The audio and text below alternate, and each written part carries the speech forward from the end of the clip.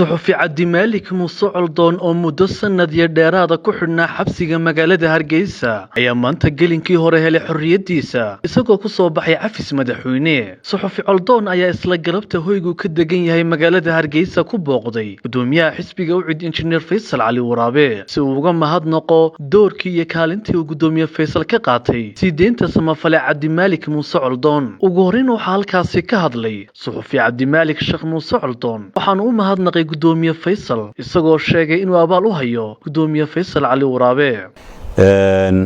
waxaan xaqiijinayaa inaan maanta xorriyadeedii helay muddo kadib maanta ay taariikhdu tahay 15 Shawaal 1442 Hijriya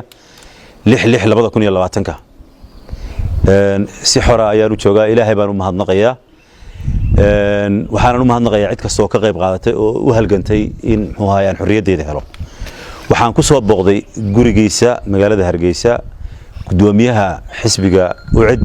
injineer Faysal Cali Waraabe oo aan la joogo waxa booqashadeedu waxay ku salaysan tahay inaan u mahad celiyo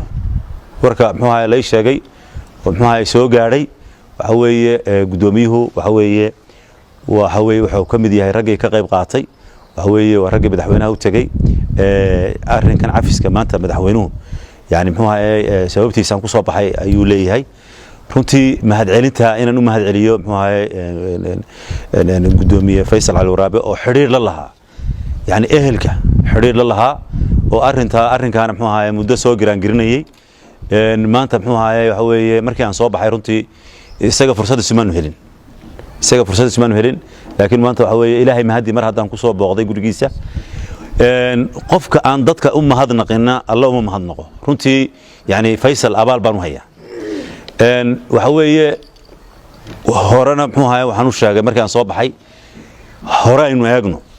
waxa weeye bog cusub iyo cutub cusub aynu eegno marxaladda maanta lagu jiro oo muxuu ahaay dalku ku jiro waa marxalad laga dheregsan yahay waxa weeye inaynu muxuu ahaay aynu iskaashi iyo midnimo aynu wax qabsano oo aynu hore u socono muxuu ahaay runtii ayaa muxuu ahaay ku baaqaya wanaag oo dhan baan muxuu ahaay runtii muxuu ahaay ku baaqaya nasiib wanaag maanta muxuu ahaay gudoomiyahana ay sahlo oo intaan muuqaalkan muxuu ahaay bilaamina aan muxuu ahaay xoogaa wada sheekaysanana waxa weeye way dhacday intaas muxuu ahaay ayga tahay gudoomiye jazakallahu khayr ilaahay khayr kugu abaal mariyo yani runtii muxuu ahaay sida yani muxuu ahaay farxadda maanta aan dareemayo adiga muxuu ahaay runtii sababaha بارك الله فيك waxaysna halkaasi ka hadlay gudoomiye Faysal Cali Waraabe waxaanu ka waramay dadaalkii uu galay sidii uu xorriyadiisa u heli lahaa samafale Culdoon marka Ilaahay ma hadlay Ilaahay subhanahu wa ta'ala xorriyadii ku siiyay ma hadlay marka waxaan mahadnaqaynaa waxa madaxweynaha oo in baad imaka ilaa 3 biloodba aanu arintaada ka wada hadlaynay inuu maanta Ilaahay waafajiyay ayaanu mahadnaqaynaa أنا عدو أبو بديهاي واحد جرا أنت أصلا كلب والله كينايو وده كان صحافتنا ده واسع ده كوا الصوت ده بدو صوت هيستانو ده بدو ده عدو صحافتها اسكو نكسين بحجرا مركا ده وحسمي متقانا كيسين مد الدستور كسيني الدستور كشيء يسيني مدحوينو إنه عفس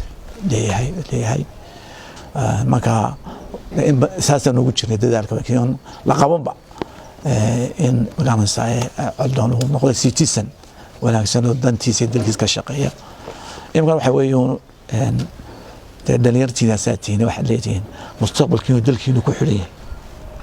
لكن ما دل كينو جو تكتنين هاجات سنوي ما أنت الصومالي شنطة الصومال مال ما أنت الصومال لا تكن بتقلي ولا أحسن ولا رجع شبوده حكى دعاية حمر مبكر الصومالية إن انتين أتكسنا ويد يعني هذا سومالنا ويحكون نقول ويدي ده سومال يحكون نقول ميس طلقة ويحكون نقول كرتا إيه اللي كان يجوا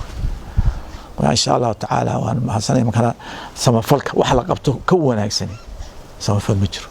يعني تاسات كم حاجة شيء بتكون هيك سنة ده وحي أنا نجيب هاتنا ده أربعة نكون هاي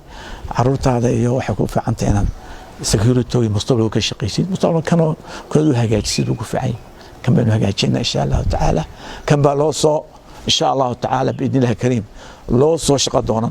ولقيت تهريبين لو سو تهريب إن شاء الله بس بركان وقالي على أخي بإذن الله الكريم تاس أول وكان فيشنك أندون إن شاء الله تعالى هل كان بس صومالو كحورين هل كان صومالو كأفلحين نيمت ودن كسشنت صومالي هل كان بيد هل كي صومالي لقصر هل كان بيد إنك تعب قليني ما قال يا وحوي خلافك إسكنداي هل استعلاله نبض على شقيه dadka la isku hayo raximku habadno raximka go'ay marka raximkaasaan ku shaqeynay raximka kala shaqey in dadku midoo walaalo salaantu diintan aad buu taqaanaa inuu waa diinta dabaqna kitaabka Ilaahay sunnah rasuulka alayhi salaam khaasan dadku xukumayna insha Allah ta'ala ahl bayt beerna ahl bayt marka ma aha inaan secular noqono ana kitaabka Ilaahay sunnah rasuulna salaamu alaykum maxamed midh qursame Ariel TV Hargeysa